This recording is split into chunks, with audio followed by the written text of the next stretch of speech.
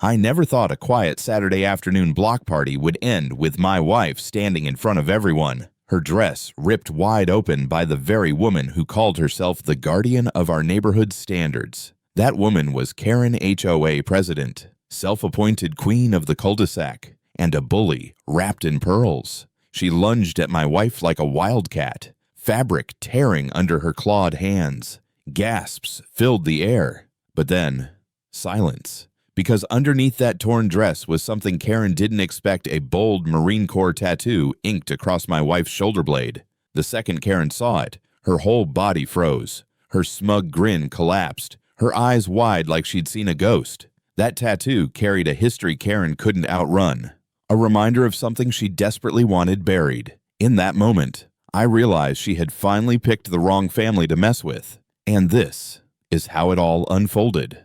Before I dive deeper into that wild afternoon, I should tell you who we are and why Karen thought she had the right to treat us like her personal chew toy. My name's Daniel. I'm 54 years old, a former Marine who spent the better part of my 20s learning discipline, patience, and how to keep calm when everything around you turns to fire and chaos. These days, I'm a project manager for a construction company. Nothing fancy, but steady work, and it keeps my hands busy.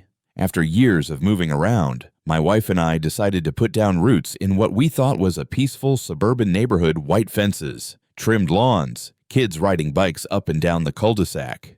It looked like the kind of place where you could finally exhale. My wife, Linda, is the kind of woman who can make a room soften just by walking in. She's 49, still radiant as ever, and she has this grace about her that makes people either admire her or envy her.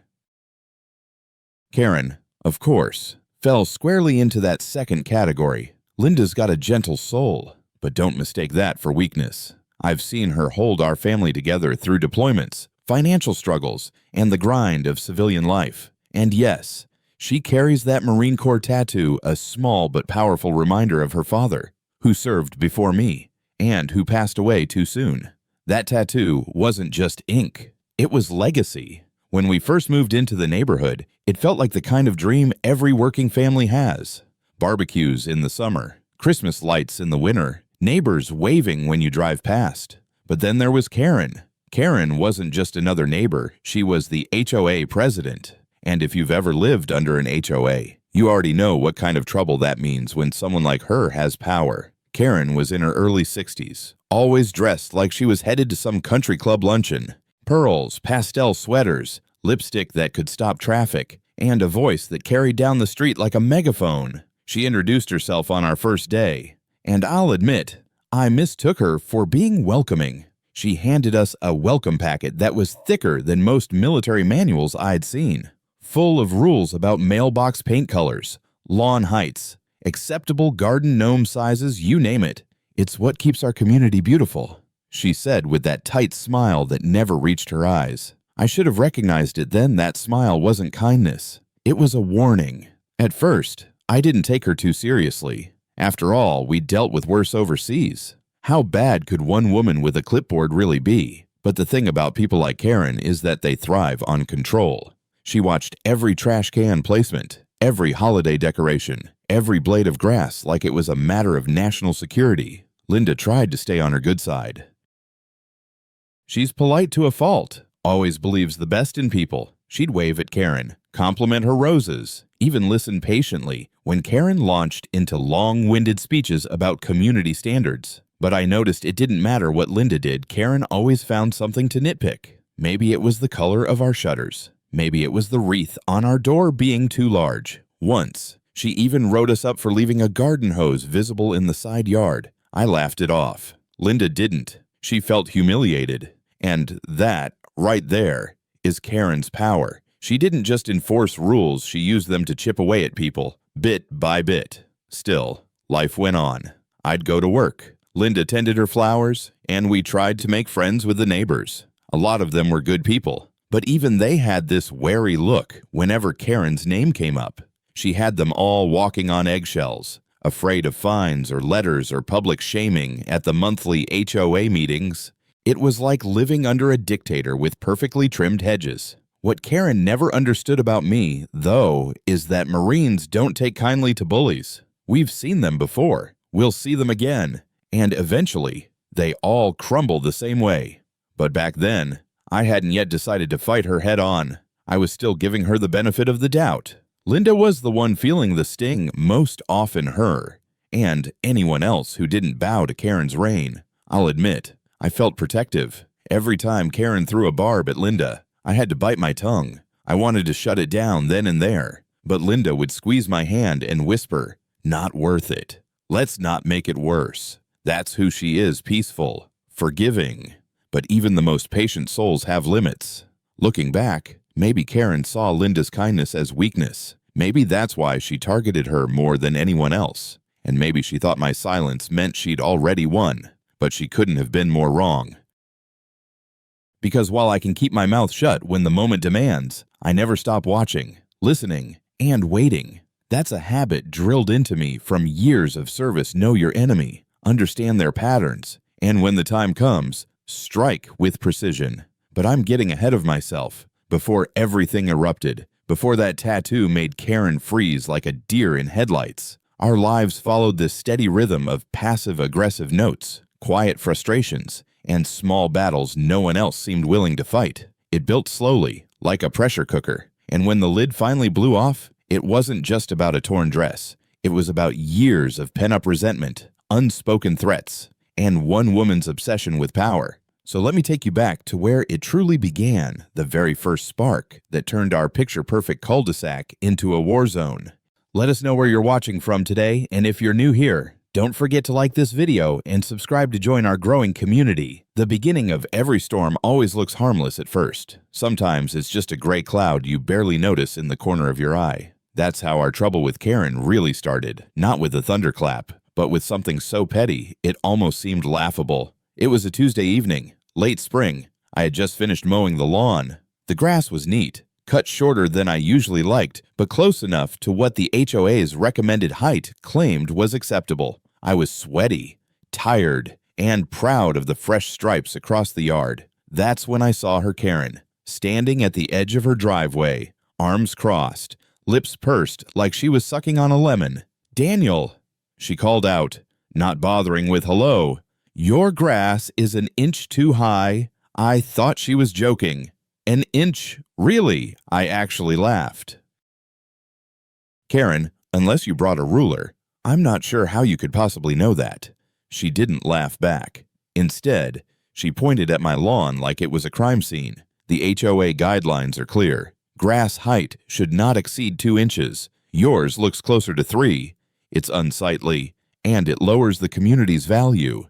I wanted to tell her she sounded ridiculous, but Linda, ever the peacemaker, stepped out onto the porch before I could. "We'll make sure it's trimmed down further next time," she said sweetly, as if Karen were some fragile queen whose feelings needed protecting. Karen gave a stiff nod, but not before scanning Linda's sundress from top to bottom, her eyes lingering with a judgment that made my stomach tighten. That was the first time I saw it, that glint of envy, sharp and ugly, hidden behind her fake smile.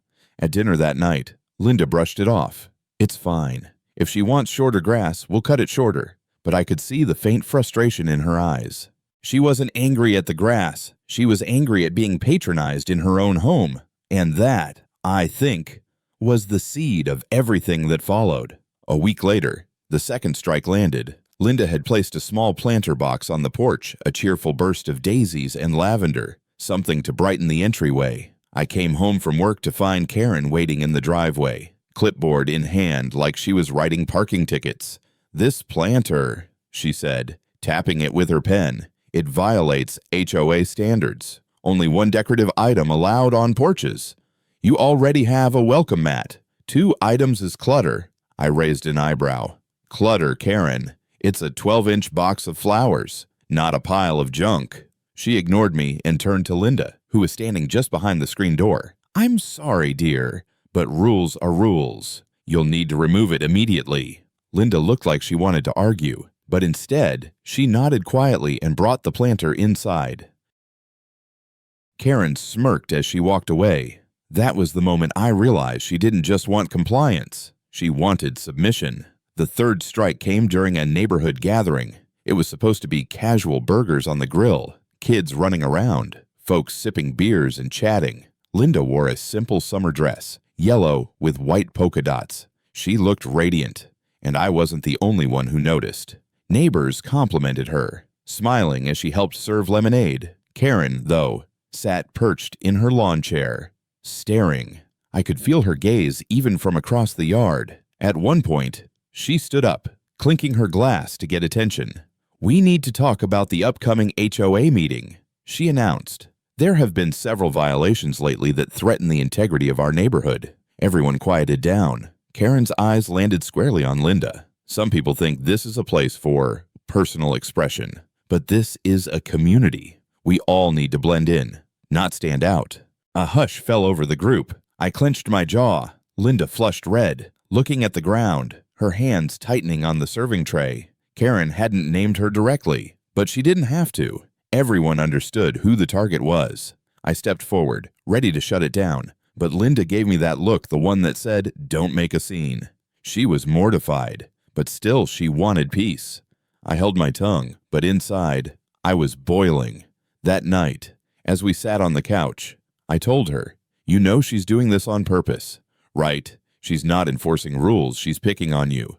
Linda sighed, leaning her head on my shoulder. "I know, but what do? We can't fight her over every little thing. It'll just make it worse." Maybe she was right, but in my gut, I knew this wasn't going to stop. People like Karen don't stop until someone makes them. The final spark came a few weeks later, and this one nearly pushed me over the edge. It was the day Linda received her first official violation letter, a bright yellow envelope stamped with the HOA logo, accusing her of leaving unsightly laundry visible on our backyard line. The unsightly laundry in question, 2 clean white towels she had hung to dry. Linda held that letter in her hands like it was a scarlet letter, her face pale with embarrassment. "She sent this to the whole board," she whispered. Everyone saw it. That's when I saw the first crack in my wife's calm. Her eyes watered, not from fear, but from humiliation. And that, more than anything, lit the fire in me. Because here's the thing, Marines are trained to stay patient, to wait for the right moment. But once you cross a line, once you go after my family, you've officially stepped into enemy territory. And Karen had just declared war. If Karen's first complaints felt like mosquito bites, what came next was a swarm. It wasn't just 1 or 2 nitpicks anymore. It was a campaign, a crusade. She turned our peaceful cul-de-sac into her personal battlefield, and Linda and I were her chosen targets. At first, it was the letters, not the casual reminders we'd seen before, but official-looking envelopes with HOA stamps that landed in our mailbox like summons from a court. One read, "Trash cans must be stored within 20 minutes of pickup. Yours remained visible for 37 minutes. Another, children's chalk drawings on sidewalks are considered vandalism. Kindly remove immediately." And the one that nearly made my blood boil, "The American flag displayed at your residence is worn and detracts from neighborhood appearance. Please replace immediately. Now." Let me tell you, I've saluted that flag in the desert while mortars were falling 100 yards away. I've seen Marines drape it over coffins of men better than me. To hear Karen dismiss it as worn because a little sunlight had softened the colors, it wasn't just insulting. It was sacrilegious. I wanted to march over to her house right then and there, but Linda, always calm, always gentle, put her hand on my arm. "Not yet," she whispered. "She wants a fight. Don't give her one." And so we endured. But Karen wasn't satisfied with written jabs. She wanted spectacle. She wanted to humiliate us publicly. It happened at the neighborhood block BBQ. Everyone brought out lawn chairs and coolers. Kids played tag in the street, and the smell of burgers hung in the air. Linda wore a light summer dress, blue, simple, elegant. She looked beautiful, and neighbors told her so. That's when Karen struck. She stood up from her chair, cleared her throat loudly, and clinked her glass for attention. "I'd like to remind everyone," she said, "that we live in a family community, which means we should dress appropriately for neighborhood events." Her eyes locked on Linda. The chatter died instantly. You could feel the air tighten.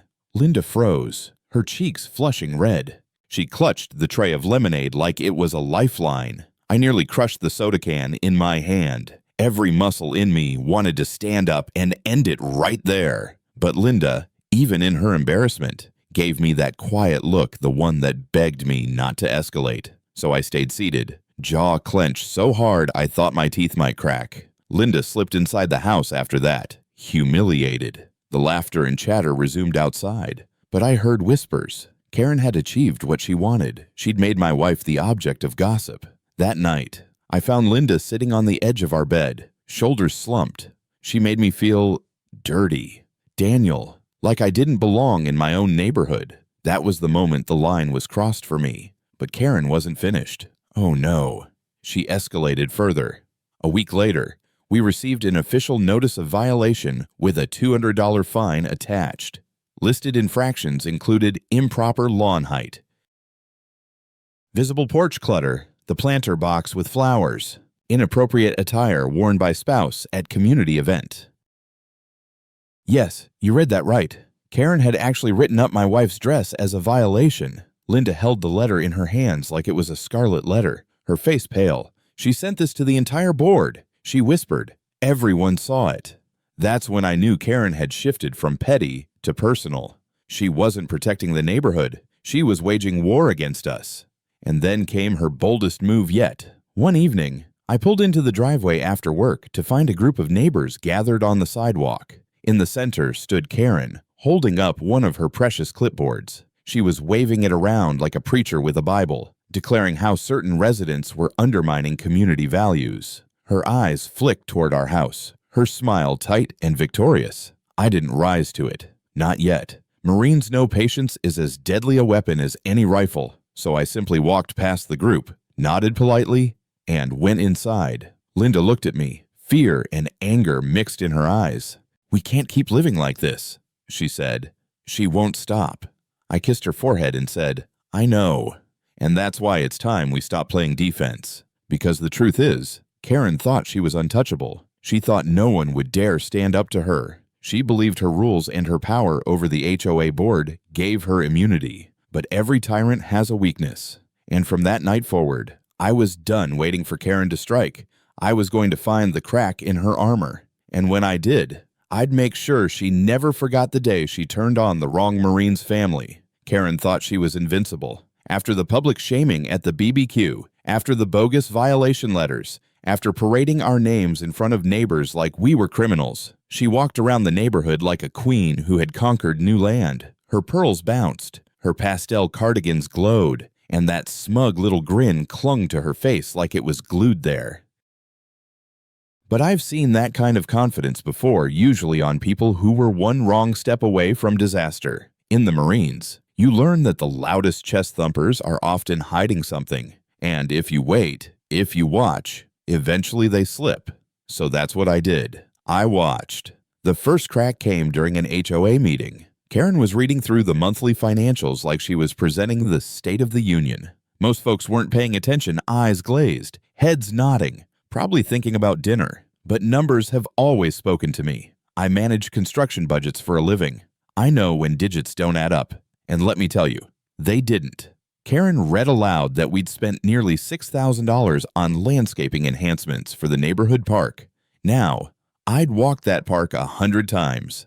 I hadn't seen $6,000 worth of improvements. A few new shrubs, sure.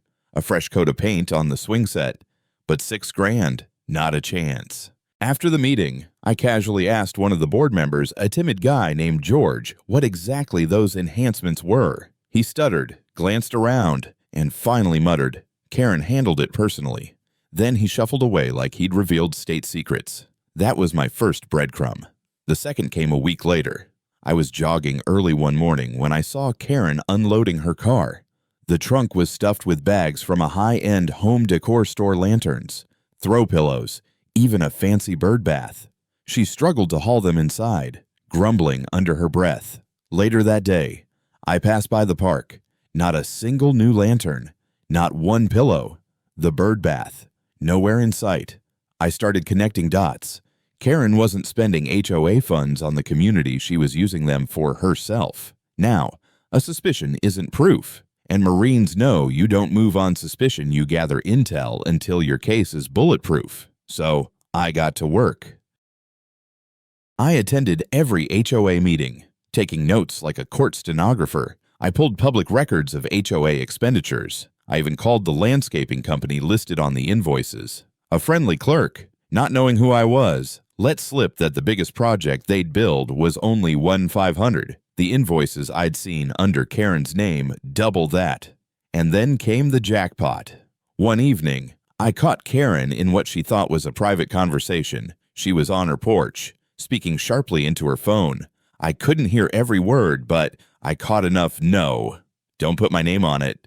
Bill it to the HOA account. I'll sign off as president. Bingo. Fraud.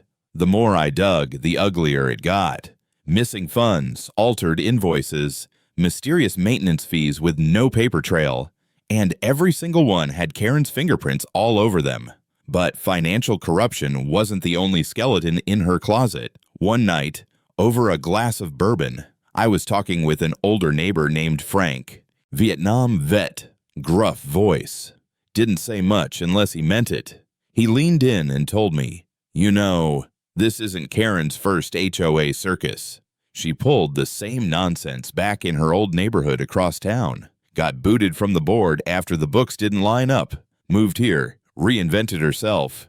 I raised my eyebrows. "How do you know?" Frank chuckled bitterly. "My sister lived in that neighborhood. Saw it all firsthand. Karen packed up and fled before the lawyers closed in. She's slick, but not invincible. That was it. Her weakness wasn't just numbers. It was history, a history she wanted buried. The more I thought about it, the clearer it became this was Karen's pattern. Control through fear, skim money under the radar, move on before anyone could pin her down. She thrived on silence. She needed people too scared or too tired to fight back. But what she didn't account for was me. I'd spent my life in situations where silence got people killed, where ignoring warning signs led to disaster. I wasn't about to let my wife cry herself to sleep while Karen fattened her pockets with our HOA dues. So I started building my case. Every violation letter I filed away. Every budget report I scanned and compared. Every neighbor who whispered about strange spending, I gently encouraged to speak up. Piece by piece, I was constructing a puzzle that would, when complete, spell the end of Karen's reign. Linda, at first, was hesitant. "Daniel, are you sure you want to go down this road? It's stressful enough already. What if she finds out I took her hand and said she already declared war?" "Sweetheart, we're just returning fire. And this time, we'll do it the smart way. No shouting matches, no drama, just truth." That night, I laid out the evidence on our dining table notes. Invoices, copies of emails I'd quietly collected. It looked like a military op plan, complete with objectives and contingencies. Linda looked at it, then looked at me with a mixture of pride and disbelief. "You're really going to take her down, aren't you?" she asked softly. I nodded. "Not just for us, for everyone she's been bullying. People like Karen only win when good folks stay quiet. And I'm done being quiet." What Karen didn't know was that I now had her cornered. She was a fraud, a liar, a repeat offender. And when the time was right, I was going to expose her in front of the very people she lorded over. The queen of the cul-de-sac had finally shown her weakness. And soon, she was going to lose her crown. When you back a cornered animal into a wall, it does one of two things: roll over and surrender, or bare its teeth. Karen was never the type to roll over. I thought I was being subtle, collecting documents, asking questions quietly, comparing numbers after meetings. But either she caught wind of it, or her sixth sense for control told her something was wrong. Because just as I started piecing together her fraud, Karen shifted gears.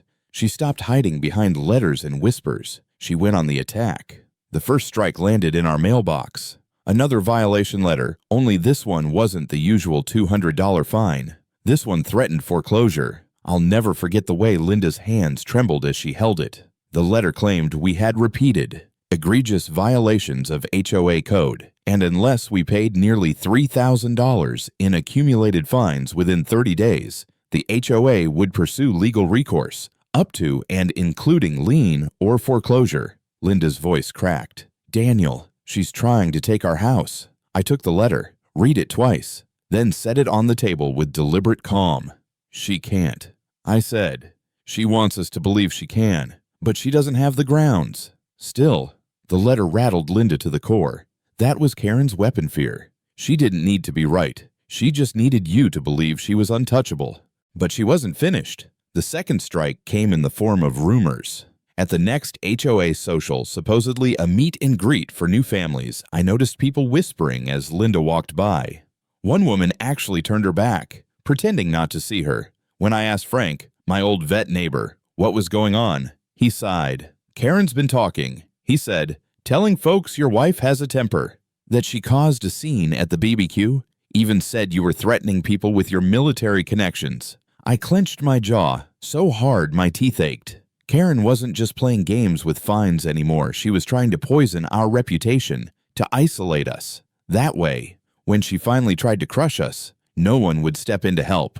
But she underestimated something. The same discipline she mocked me for was the reason I didn't explode. Marines don't take the bait. We wait. Then came her boldest strike yet. Karen called a special session of the HOA board. Every homeowner was invited.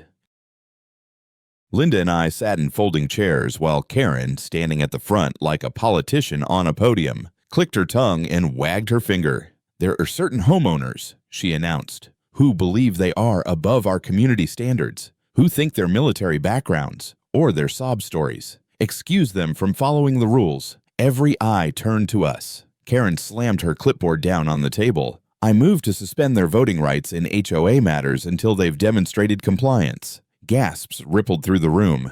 It wasn't just about fines anymore. She was trying to strip us of our voice entirely. I stood slowly, keeping my tone calm. "Karen, with all due respect, that motion is illegal.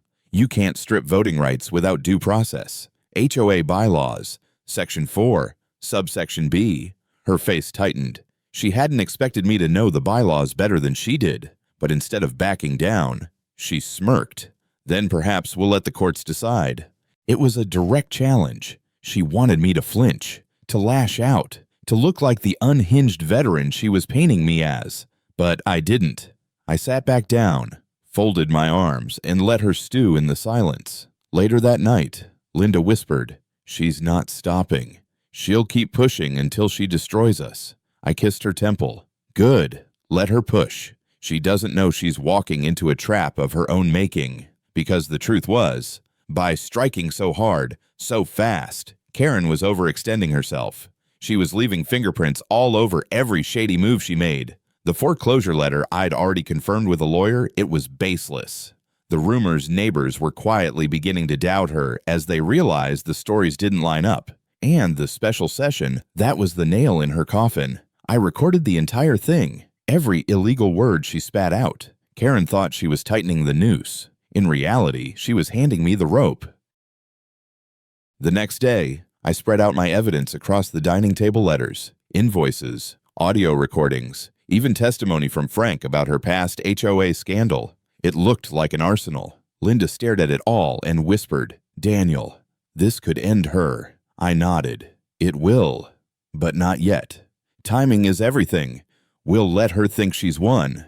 Then we hit her where it hurts most in front of everyone. Because that's the secret bullies never see coming. The bigger they build themselves up, the harder they fall when you pull the rug."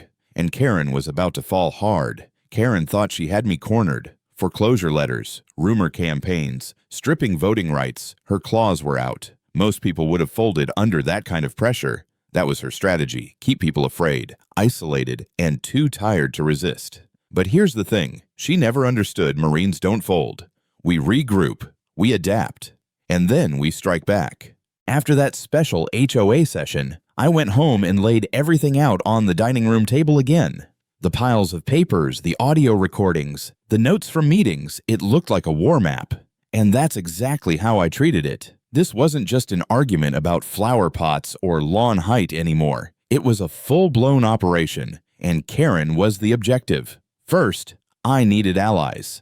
A Marine without a unit is just a man yelling at the wind. So I started talking to neighbors quietly, carefully, never pushing. I'd ask simple questions. Did you ever notice the HOA fees going up, or ever wonder why the park still looks run down despite all those landscaping charges? At first, people were hesitant. Karen had scared them into silence. But the more I showed them the numbers, the invoices, the inconsistencies, the more heads began to nod. George, the timid board member, became my first real ally. He was tired of being Karen's puppet, and once he saw I wasn't afraid, he started passing me inside information. She keeps changing budget items after meetings, he whispered one night in his driveway. Adds things no one voted on. Next was Frank, the Vietnam vet. He had credibility in the neighborhood, and when he confirmed Karen's history in another HOA, people started listening. She did it before. She'll do it again. He told them flat out, only this time, she messed with the wrong Marine. By the end of the month, I had a small coalition of neighbors ready to back me up. Not a mob, but a steady line of support. That mattered more. In war, you don't need everyone, you just need the right few standing shoulder to shoulder when the moment comes. Then came the legal prep. I consulted a lawyer recommended by Frank's sister. She specialized in HOA disputes, yes. Apparently, that's an entire career. I dropped the stack of documents on her desk, and her eyes widened as she flipped through them. You realize, she said slowly, this is fraud. If what you're showing me is accurate, Karen could be facing serious legal consequences. I leaned back in my chair. Good. I don't just want her out of power. I want her accountable. She smiled. Then let's make this airtight. Together, we built the case. The fake invoices, the audio of her threatening foreclosure without cause, the violation letters about my wife's dress, all of it went into a growing file that was beginning to look like a prosecutor's dream. My lawyer assured me Karen didn't have a legal leg to stand on, but I didn't want to fight this in a courtroom. Not yet. No, I wanted her downfall to be public, undeniable, and humiliating the same way she'd tried to humiliate my wife. Meanwhile, at home, Linda became my quiet partner in the mission. One night, as I was cross-referencing budget lines, she brought over a shoebox. Inside were every single letter Karen had ever sent us, neatly saved and dated. I knew these would come in handy someday, she said with a small smile. I looked at her, really looked at her. For months, Karen had chipped at her confidence, tried to make her feel small, but here she was, steady, calm, and stronger than ever. That Marine Corps tattoo on her shoulder wasn't just for show, it was legacy. Her father, a decorated Marine, had passed it down to her, and in a way, to me. Every time Karen made Linda cry, that tattoo reminded us of resilience, of honor, of never backing down. And there was one more layer to the tattoo that Karen didn't know. Back in her younger years, before she became queen of the cul-de-sac, Karen had a bitter run-in with a Marine neighbor in her old community. He'd been the one to blow the whistle on her corruption the first time. Seeing that emblem, the globe, anchor, and eagle triggered a fear she couldn't mask. That's why she froze when Linda's dress ripped that day. That tattoo was her ghost, her unfinished nightmare. I realized we could use that. Not just the numbers, not just the legal case, the symbol itself. The very thing she feared would be what undid her. So, we waited. Timing is everything in an ambush. I knew Karen would eventually call another HOA meeting to flaunt her control. That would be our battlefield. In the meantime, I gathered every shred of evidence into a presentation. Dates, signatures, photos, even sworn statements from neighbors. I rehearsed my delivery like I was briefing commanding officers before a mission. Calm, clear, undeniable. Linda sat beside me as I practiced. She'd nod when I hit the right points, tilt her head when I rushed. At one point, she touched my arm and whispered, "You're not just fighting for us. You're fighting for everyone she's bullied." She was right. Karen had intimidated people for years, hiding behind bylaws and bureaucracy. But once the truth came out, the entire neighborhood would finally see her for what she was: a fraud, a thief, and a coward. By the time the HOA meeting was announced, I was ready. The evidence was ironclad. The allies were lined up. The lawyer was on standby. Even Linda, with her quiet strength and that tattoo Karen dreaded, was prepared to stand with me. Karen thought she had the upper hand. She thought she'd scared us into silence. But what she didn't realize was that silence wasn't surrender. It was preparation. And when the night of the meeting came, Karen would find out exactly what happens when you push a Marine too far.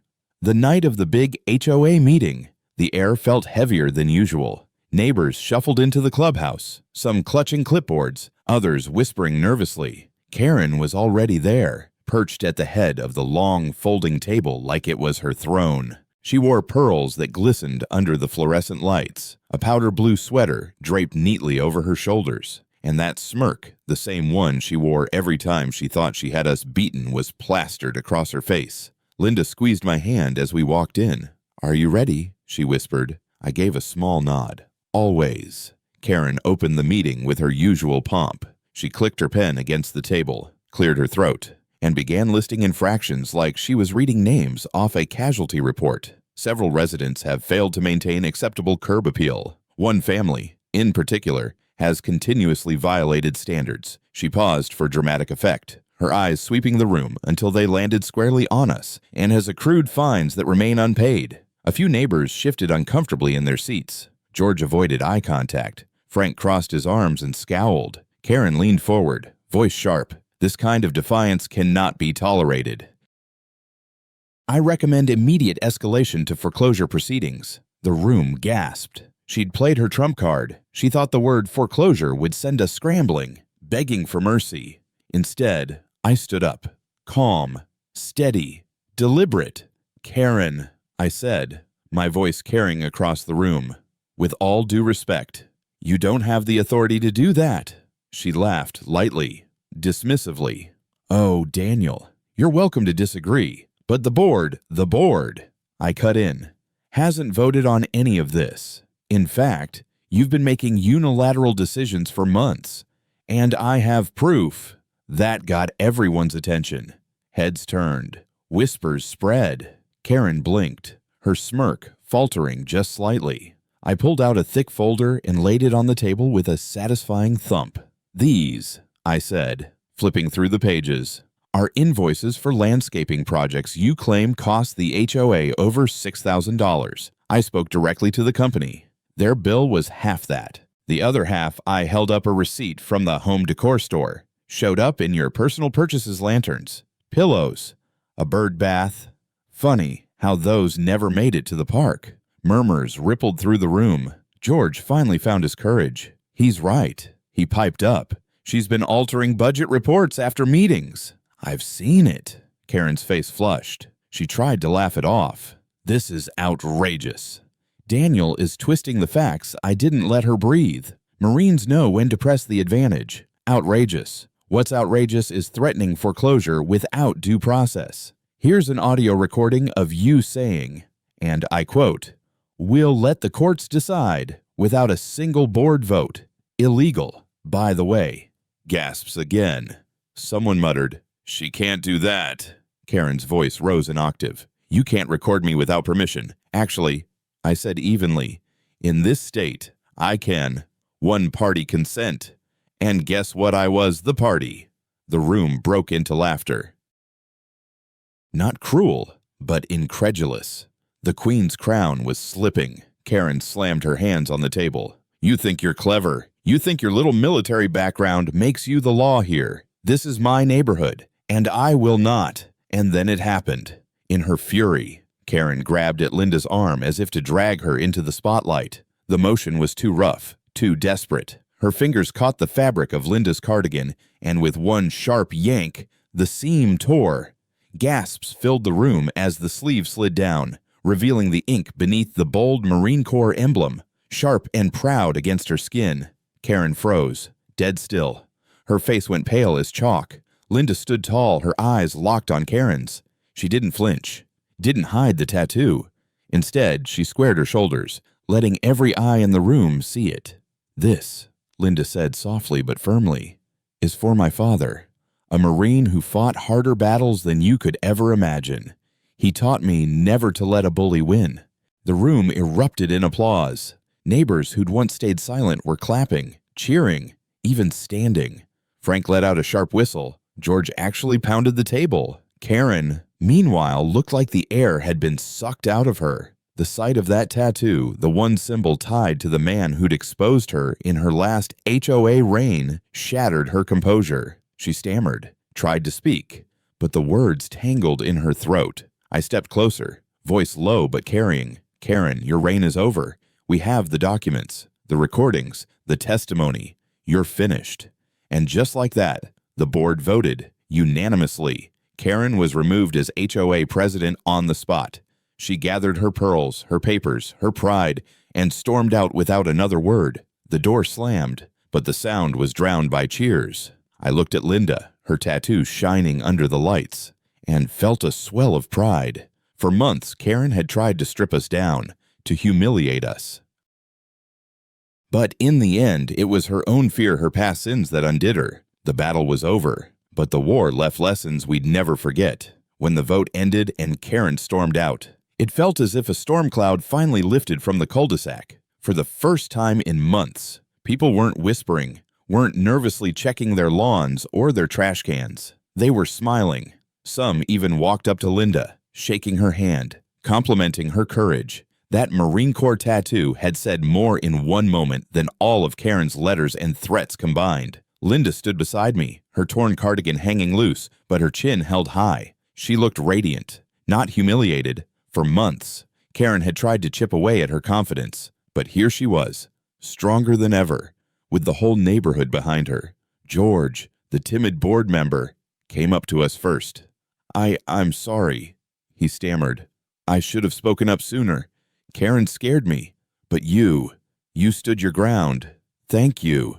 Frank clapped me on the back so hard I nearly spilled my coffee. "Knew you'd bring her down. Maureen, knew it the second she picked on your wife." Neighbors who had avoided us before now gathered around, offering words of support. Some even admitted they'd been victims of Karen's bullying, 2 fines for harmless decorations, public scoldings at meetings, threats whispered over fences. For the first time, people weren't afraid to talk about it. The spell was broken. Within a week, Karen was gone. She resigned officially after the lawyer I'd consulted sent her a formal notice outlining the fraud evidence. Rumor had it she put her house on the market. Some said she was moving in with a sister 2 towns over. Others whispered she'd try to reinvent herself in another HOA community. Maybe she would. Bullies rarely change, they just find new arenas. But she wouldn't be haunting ours anymore. The new board, free of her chokehold, voted to reverse every bogus fine she'd levied against us. The foreclosure threat null and void. Linda's dress violation erased, with an official apology entered into the minutes. And the financial mess Karen had left behind, an audit was launched, and it confirmed what we all knew: she'd been siphoning money for years. She'd face consequences in court, but that was no longer my battle. I'd done my part. As for us, life slowly returned to normal, but a new kind of normal. The cul-de-sac became warmer, more open. Neighbors started hosting potlucks without fear of Karen barging in. Kids drew chalk art on sidewalks again, and nobody rushed to scrub it away. Flags waved proudly, no matter how faded. It felt like freedom. One evening, Linda and I sat on the porch, sipping iced tea while the sun dipped low. She looked at me, her expression soft but strong. "Do you think it's really over?" she asked. I smiled. "For us, yes. For Karen, maybe not. But that's not our problem anymore." She leaned her head on my shoulder, the tattoo visible in the fading light. "You know," she said, "I used to think that Mark was just a reminder of my dad, but now it feels like a shield, like he was still here, protecting us." I kissed the top of her head. He was, in his own way. And in that quiet moment, I realized the truth. Karen had never stood a chance. Not against the legacy of Marines, not against the bond Linda and I shared, and not against a neighborhood that finally found its courage. Karen wanted to humiliate us. Instead, she exposed herself. Karen wanted to break us. Instead, she made us stronger. Karen wanted to silence us. Instead, we found our voice and used it to end her reign. Life moved on.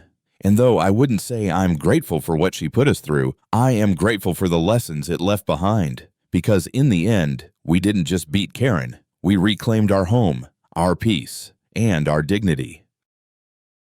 And no HOA president, no matter how smug, can ever take that away. If this story leaves you with anything, let it be this: bullies thrive on silence. They feed on fear, on people looking down at their shoes instead of standing tall.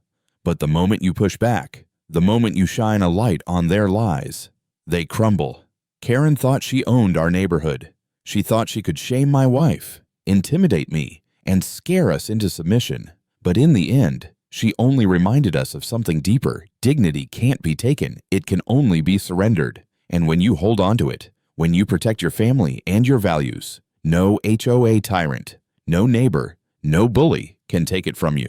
So if you've ever faced your own Karen, know this: you're stronger than you think. Stand tall, speak up, and never let anyone convince you that you don't belong in your own home. Now I'd love to hear from you. Have you ever dealt with an HOA nightmare or a neighbor who went too far? Share your story in the comments. I read every one. And if you're new here, don't forget to subscribe, because more stories like this are coming your way.